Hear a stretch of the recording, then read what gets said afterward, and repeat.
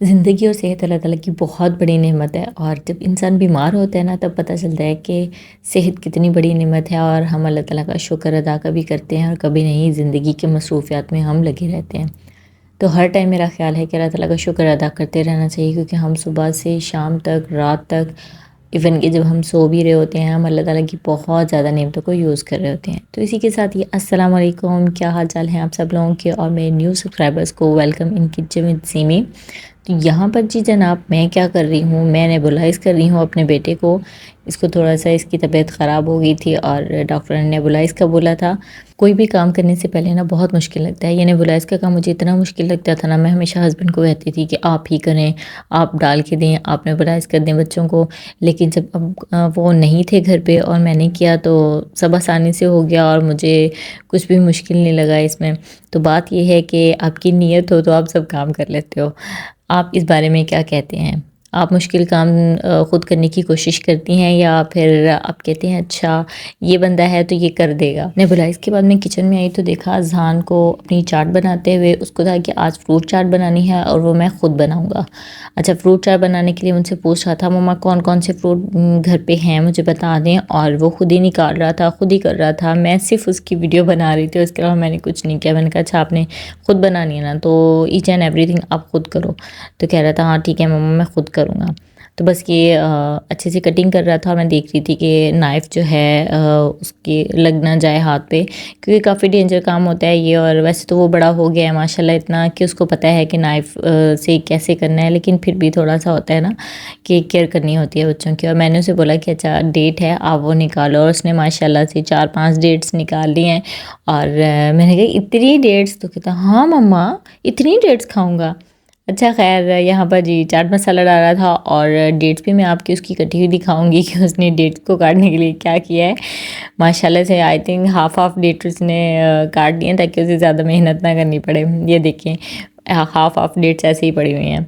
ख़ैर ये उसका मसला था कि वो कैसे खाता है, और मुझे इतनी बड़ी खुशी थी कि चलो वो उसने जो खाना है ना वो अपनी मर्ज़ी से खुद खा रहा है। बच्चों को जो खाना होता है ना वो उनको आई थिंक खाने देना चाहिए। हम अपनी मर्ज़ी जब उन पे लगाते हैं ना कि नहीं बेटा ये इस टाइम ये खाओ वो खाओ, तो वो फिर अगर खा भी लेना तो मेरा ख़्याल है कि इतना फ़ायदेमंद नहीं होता जितना वो अपनी खुशी से जो भी खाना चाहें वो होता है।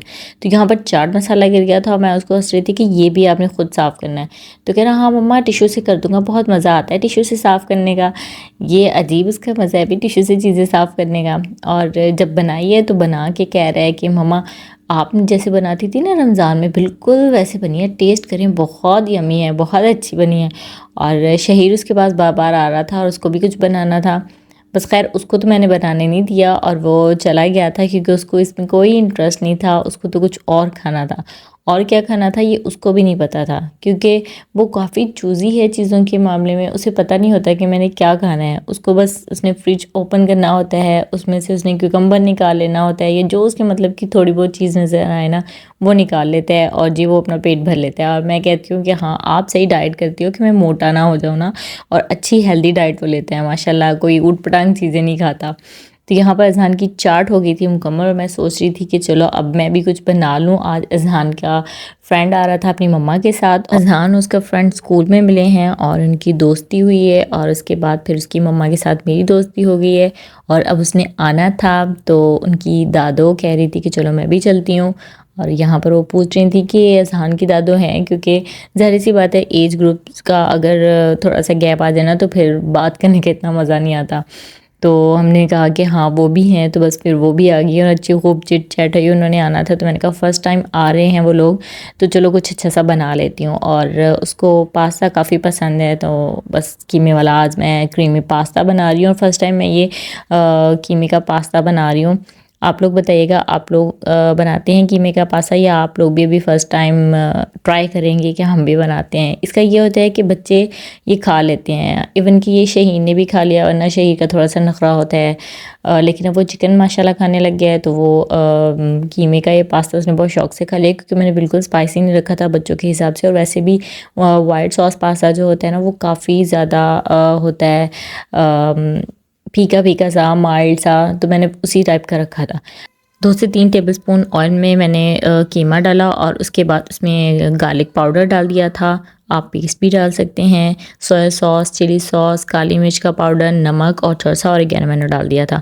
बस ये डाल के मैंने इसको थोड़ा सा भूना और इसको फिर हल्की आंच पे रख दिया और जब वो गल जाए तो उसका पानी बिल्कुल ड्राई कर देना है हमने और कीमा हमारा रेडी था। इसके बाद सॉस की बारी थी। सॉस के लिए मैंने तकरीबन 1.5 कप दूध लिया, ऑयल लिया, उसमें कुटी लाल मिर्च, काली मिर्च, नमक और ऑरिगेनो डाल दिया था। अब उसमें मैंने तकरीबन 1/2 कप क्रीम का डाल दिया था। जब क्रीम हमने डालनी है तो हमने श्योर करना है कि इसका टेम्परेचर बहुत ज़्यादा ना हो दूध का गर्म।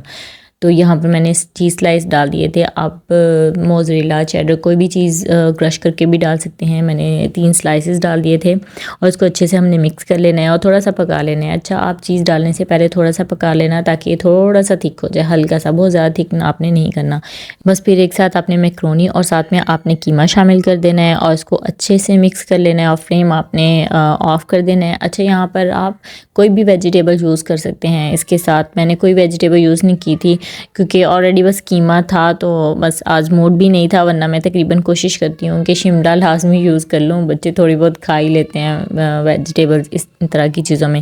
तो गार्निशिंग के लिए मैंने ऑरिगेनो इसको स्प्रिंकल कर दिया इस पर और थोड़ी सी कुटी लाल मिर्च कर दी। थोड़ा सा मैंने ऑलिव्स रख दिए। ब्लैक ऑलिव्स रखेंगे तो बहुत प्रोमिनेंट होंगे, मेरे पास अभी ग्रीन थे। उसके बाद इसमें जल्दी से मैं गई और गार्डन से फ्रेश कोरिएंडर तोड़ा और उसके बाद वो स्प्रिंकल कर दिया, तो बहुत अच्छी सी लुक आ गई थी। तो इतने में जी हमने चाय बनाई, वो पी और इसके बाद आ गए थे मेहमान। तो मेहमानों के लिए जो मैं सर्व कर रही हूँ वो मैं आपको दिखा रही हूँ। सबसे पहले मैंने मैक्रोनी सर्व की थी और मैक्रोनी को मैंने एज इट इज़ गार्निश कर दिया था अगेन। और यहाँ पर जी कोल्ड ड्रिंक बच्चों की शशकी के लिए मैंने थोड़ी सी रख दी थी क्योंकि बच्चों को चाय नहीं पीनी होती है और बड़ों को चाय पीनी होती है। साथ में निम्को और थोड़े से मीठे और नमकीन बिस्किट रख दिए थे। निम्को जो है ये कबाब जी, इसकी खट्टी मीठी है, बहुत मज़े की। हाँ, आप ज़रा ट्राई कीजिएगा अगर आपने अभी तक नहीं की तो। और साथ में हमने रख ली थी चाय। तो जी हम 4 लोग थे, बाकी बच्चे तो इधर उधर घूम फिर रहे थे, उन्होंने खा लिया था। और ये हैं उनके जाने के बाद के हालात, क्योंकि मैंने यहाँ पे सारी चीज़ें रख दी थी और ख़ुद मैं आराम से चिट चैट कर रही थी, गपशप करते हैं। और वो तकरीबन मगरिब के बाद गए थे और ये किचन को मैंने अब बस क्लीन करना था।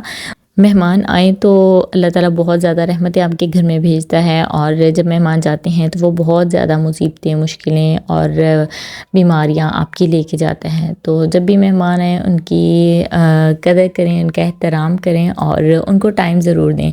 ये ना हो कि अपने कामों में लगे रहें, अच्छा मैं ये कर लूँ वो कर लूँ। तो मैंने सारे बर्तन एज इट इज़ रख दिए कि जब वो जाएंगे तब मैं वॉश कर लूँगी, क्या है थोड़ा सा टाइम लग जाएगा, लेट हो जाएगा तो कोई मसला नहीं। तो ये स्नैक्स वगैरह वो लेके आए थे बच्चों के लिए। बच्चों ने कुछ तो खा लिए थे और बाकी भी बचे हुए थे। मैंने बस ये थोड़े से बर्तन एक साइड पे जमा करके रखे और इसके बाद बारी आ गई थी जी डिनर की। डिनर के टाइम के लिए कुछ ख़ास इतनी भूख नहीं थी, लेकिन था कि कुछ हो, तो बस उसके लिए भी मैंने दाल बची हुई थी मसूर की, तो उसमें मैंने थोड़ा सा 2 कप आटा डाल दिया, उसमें हरी मिर्च थोड़ी सी, उसका पेस्ट, नमक डाल दिया। हरी मिर्च का पेस्ट मेरे पास फ्रोज़न में पड़ा हुआ था तो मैंने उसको थोड़ा सा मेल्ट कर लिया और वो यूज़ कर लिया। कोई भी चीज़ आपके पास फ्रीज़ हुई हो ना तो उससे काम बहुत ज़्यादा आसान हो जाता है। अच्छा, मेरे पास डो मेकर है और मैंने आटे को इसी में गूंदना है, तो मैं आपको दिखा भी दूंगी। बहुत ही अच्छी सी ये डो मेकर है, बहुत अच्छे से आटा गूंद देती है। आप इसमें बस पानी डालो और आटा डालो और इसके बाद ये अपना काम करती है और आप अपना काम कर लो, भले बर्तन धो लो या कोई और काम जो भी होते हैं ना वो आप कर सकते हो। तो यहाँ पर आटा बिल्कुल रेडी हो चुका था और शाही आलियान रोने लग गया था, तो मैं उसके पास चली गई थी और फिर जी मेरी मदर इन लॉ ने पराठा बना दिया मेरे लिए और अपने लिए। और ये मज़ेदार सा पराठा और ये जो चटनी आप देख रहे हैं ये मैंने फ्रीज़ करके रखी हुई थी, बस इसको मेल्ट कर लिया और फिर उसके बाद मैं आ गई थी किचन में। मिनटों में चुटकी बजाते ही मैंने किचन को क्लीन कर लिया था और ये स्पंज काफ़ी पुराना हो गया है। अब मैं सोच रही हूँ इसको चेंज कर ही लूँ, इतनी कंजूसी भी अच्छी नहीं होती। तो कुछ बर्तन मैंने डिश वॉशर में रख दिए थे, लेकिन जिन पर गोल्डन वर्क किया हुआ था उनको मैं अभी डिश वॉशर में नहीं रखती, वो मैं खुद ही यूज़ करती हूँ। लाइक कप्स हो गए और ट्रेज़ भी मैंने खुद ही वॉश और क्लीन कर ली थी।